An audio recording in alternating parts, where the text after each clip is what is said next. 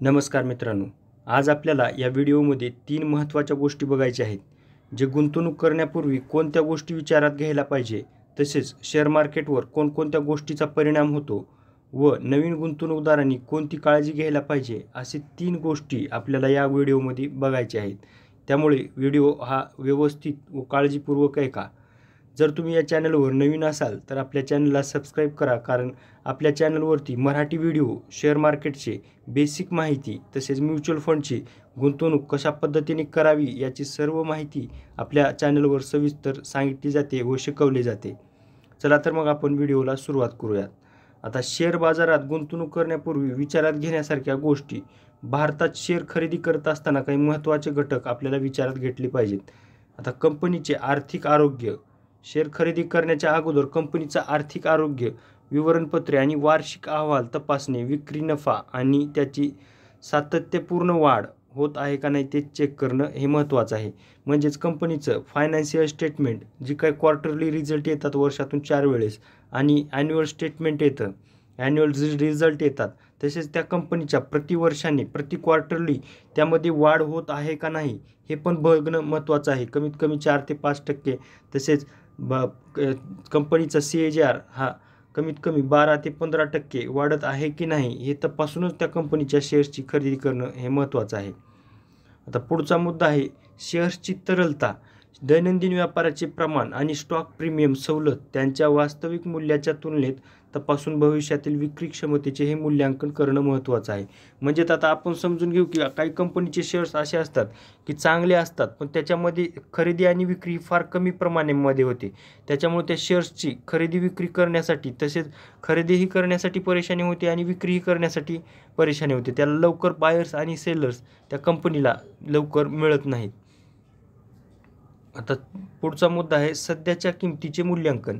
आता ज्यावेळेस शेअर्स घेतो ते आपण सध्याच्या किमतीचं मूल्यमापन किंवा त्या आजूबाजूच्या सर्व सेक्टरची माहिती घेऊन त्या कंपनीची खरेदी करणं महत्त्वाचं आहे. समान दर्जाचे स्टॉक किंवा समान आकाराचे आणि वाढीच्या ट्रेडचे कंपन्या लक्षात घेऊन सध्याच्या शेअरची किंमत प्रत्यक्ष मूल्याशी जुळते का ते ठरवा. स्टॉक प्रति शेअर बुक व्हॅल्यूपेक्षा कमी व्यवहार करतो का ते पडताळून पाहणं हे महत्त्वाचं आहे. कारण आपण शेअर्स खरेदी करत असताना जर समजा IT सेक्टरमधील एखादी कंपनी आहे, पण त्या कंपनीच्या सोबतचे कॉम्पिटिटर्स कशा पद्धतीनं त्याचा PE रेशो काय आहे, त्याची त्या कंपनीच्या स्टॉकची किंमत किती आहे आणि आपण घेत असलेल्या स्टॉकच्या कंपनीची किंमत किती आहे, शेअर्सची किंमत किती आहे, या सर्व गोष्टी तपासूनच शेअर्स हे खरेदी करणं महत्त्वाचं आहे. कारण आपल्याला पण स्पर्धा कशी आहे आणि शेअर्सची किंमत किती आहे, त्याचं व्हॅल्यू किती आहे, आपण ओव्हर व्हॅल्यूला तर खरेदी करत नाही का, या गोष्टी खरेदी करण्याच्या अगोदरच तपासणं हे महत्त्वाचं आहे. पुढचा मुद्दा आहे लाभांश देय प्रमाण. स्थिर लाभांश देय प्रमाण असलेल्या कंपनीमधील शेअर्स निवडा जे नफा दर्शवत आहेत. प्रमाण उच्च असताना वाढीसाठी भांडवल पुन्हा गुंतवण्याची कंपनीची वचनबद्धता दर्शवते. आता या ठिकाणी काही कंपन्या अशा असतात की गुंतवणूकदारांना लाभांश म्हणजे डिव्हिडंडचं वितरण करतात. अशा बऱ्याच कंपन्या आहेत. आणि काही कंपन्या अशा आहेत की डिव्हिडंड देण्याच्या अगोदर ते स्वतःच्या उद्योगामध्ये इन्व्हेस्ट करून हे प्रॉफिट कमवतात, शेअर्सच्या ग्रोथमध्ये ते इन्व्हेस्ट करत असतात. अशा पण काही कंपन्या असतात. त्याची प्रत्येक आपण आवडीवर आहे. ज्याला डिव्हिडंडचे स्टॉक निवडायचे आहे का आपण डिव्हिडंड न देता ते बिझनेसमध्ये गुंतवणाऱ्या कंपन्याच्या स्टॉकमध्ये हे निवडायचं आहे. आता पुढचा आपल्याला पॉईंट आहे 2 नंबरचा, शेअर मार्केटमध्ये गुंतवणूक करण्यासाठी नवशिक्यांसाठी म्हणजे नवीन आलेल्या गुंतवणूकदारांसाठी कोणती काळजी घेणं महत्त्वाचं आहे. आपल्याला काही टिप्स सांगण्यात आलेले आहेत, म्हणजे महत्त्वाच्या गोष्टी, मुद्दे. शेअर बाजारामध्ये यशस्वीरित्या गुंतवणूक करण्यासाठी संयम आणि शिस्त आवश्यक आहे. मदत करण्यासाठी येथे मार्गदर्शक आता काही आपण पॉईंट सांगितलेले आहेत. त्यामध्ये सर्वात मोठं आहे संयम आणि शिस्त असणं हे महत्त्वाचं आहे. आता पुढचा एक मुद्दा बघूत आपण. तुमचे उद्दिष्ट परिभाषित करा. स्टॉकद्वारे झटपट संपत्ती कमवणारे गैरसमज हा आपण टाळा. स्टॉकचे उच्च जोखीम उच्च परतावा स्वरूप ओळखण्यास मदत होऊ शकते. आता काही असतात की बरेच ॲड्स वगैरे बघत असतो आपण लगेच महिन्यामध्ये पैसे दुप्पट किंवा फ्युचर आणि ऑप्शन करून लगेच पैसे 15 दिवसाला दुप्पट करा. महिन्यामध्ये दुप्पट होईल, असे ह्या गोष्टी पुन्हा अशा लांब राहिल्या पाहिजे. पुढचा मुद्दा आहे तुमच्या आर्थिक बाबीचे वास्तववादी मूल्यांकन करा. शेअर बाजारावर लक्ष केंद्रित करणाऱ्या प्रत्येकासाठी शेअर गुंतवणूक ही योग्य नाही. राहणीमानाचा खर्च भागवल्याच्या नंतर तुम्ही लक्षणीय खर्च करण्यायोग्य उत्पन्न मिळवू शकता. हे संभाव्य नुकसानापासून संरक्षण करते. म्हणजे आता प्रत्येकानं शेअर बाजारामध्ये गुंतवणूक करणं हे योग्य नाही. आपलं किती उत्पन्न आहे, आपल्या सर्व गरजा भागून आपल्याकडे काही सेव्हिंग राहते का, ते सेव्हिंग राहिल्यानंतरच काही विशिष्ट रक्कम ही शेअर बाजारामध्ये, म्युच्युअल फंडमध्ये या सर्व गोष्टीचा विचार करून टाकणं महत्त्वाचं आहे. कारण आपल्या गरजा न भागवता आपण जर ती गोष्टी जर आपण शेअर मार्केटमध्ये एक उत्पन्नाचा स्रोत म्हणून बघत असेल फक्त शेअर मार्केटमध्ये, तर त्या ठिकाणी नुकसान होऊ शकतं. कारण आपल्याला या ठिकाणी पैसा जर समजा मार्केट खाली असल्यानंतर आपल्याला पैसा लगेच काढता येत नसतो. त्यामुळे हे जे सर्व गरजा भागून सेव्हिंगचे पैसे या मार्केटमध्ये टाकणं आणि या मार्केटमध्ये येणं हे महत्त्वाचं आहे. त्याच्यामुळे ही गोष्ट पण महत्त्वाची आहे. आता टिप्सवर अवलंबून राहणे मर्यादित करा. आता आपल्याला या ठिकाणी सांगितलेलं आहे की फक्त इतरांच्या, अगदी मित्रांच्या किंवा नातेवाईकांच्या टिप्स किंवा सल्ल्यावर अवलंबून राहू नका. जोपर्यंत स्टॉक विश्लेषणाची तज्ञता नाही आपल्याकडे, तोपर्यंत कंपनी आणि तिच्या व्यवसाय याच्या संभाव्यतेबद्दल सखोल संशोधन करून निर्णय घ्यावा. आता दुसऱ्याच्या टिप्स म्हणून मी प्रत्येक वेळेस सांगत असतो की एखाद्यानं कंपनी हे घ्या सांगितल्यानंतर त्या कंपनीत गुंतवणूक न करता आपण स्वतःच्या रिसर्चवर, तसेच स्वतः कंपनी काय बनवते, काय प्रोडक्ट कंपनीचे काय आहेत, कंपनीचं फायनान्शियल ट्रॅक रेकॉर्ड पाठीमागचं कसं आहे, ऐतिहासिक सर्व कंपनीचे रिझल्ट, कंपनीचे प्रोडक्ट आणि कंपनीचं कर्जा वगैरे कंपनीचं आहे का, त्याचं स्टॉक होल्डर्स किती आहेत, कंपनीचं शेअर होल्डिंग पॅटर्न कसं आहे, या सर्व गोष्टी बघूनच गुंतवणूक करणं महत्त्वाचं आहे.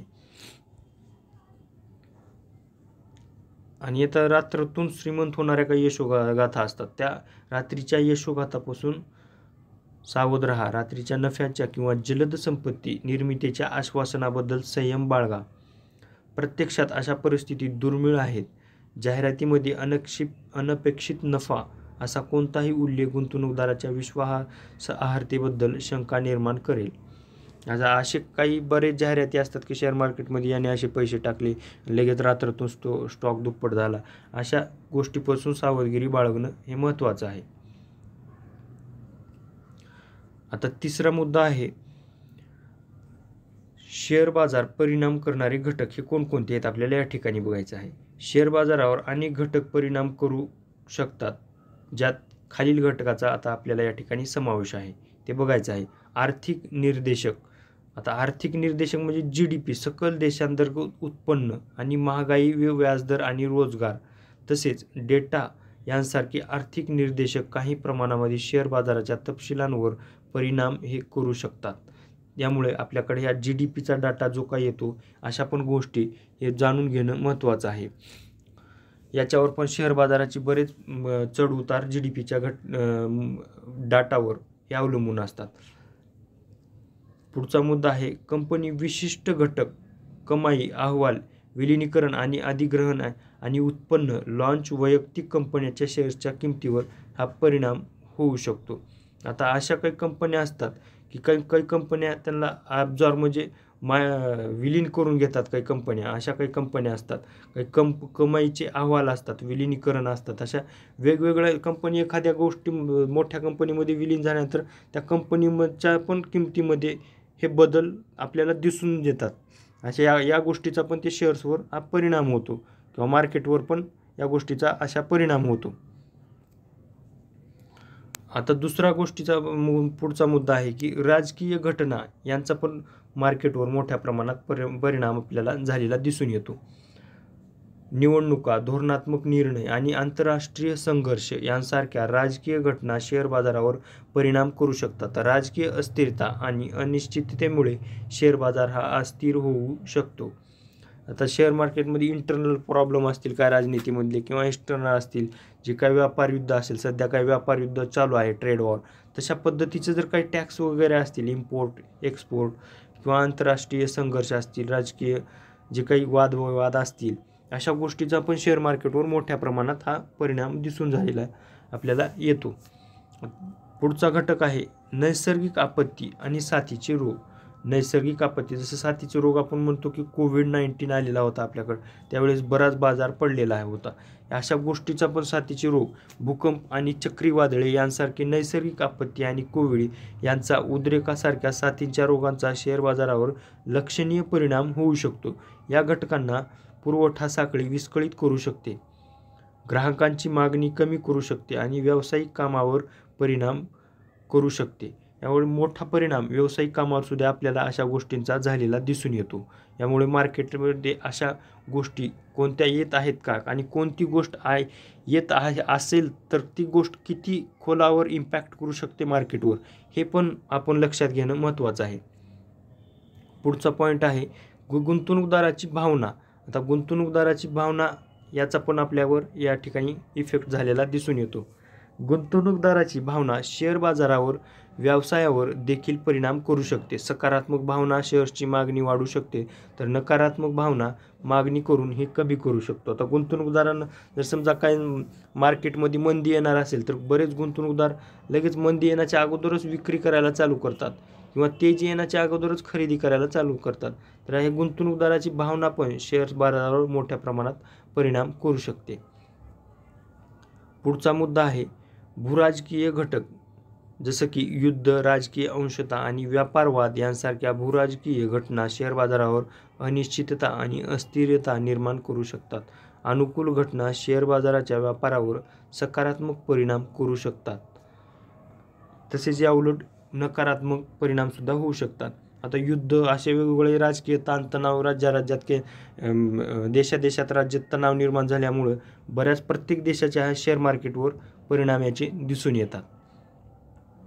मित्रांनो, माहिती जर आवडली असेल आणि महत्त्वाची वाटली असेल तर आपल्या चॅनलला सबस्क्राईब करा आणि सबस्क्राईब केल्यामुळे असेच नवनवीन व्हिडिओ आपल्यापर्यंत पोहोचत राहतील. शेअर मार्केटचे अपडेट तसेच बेसिक माहिती आपल्यापर्यंत पोहोचत राहील. व तुम्ही जर आपल्या चॅनलला सबस्क्राईब केलं नसेल तर सबस्क्राईब करा व हा व्हिडिओ आपल्या मित्रांना पाठवा. व आपल्या चॅनलवरील बरेच काही व्हिडिओ आहेत ते चॅनलच्या नावावर टच करून तुम्ही हे व्हिडिओ वेगवेगळे बेसिक माहिती ही पाहू शकता. धन्यवाद.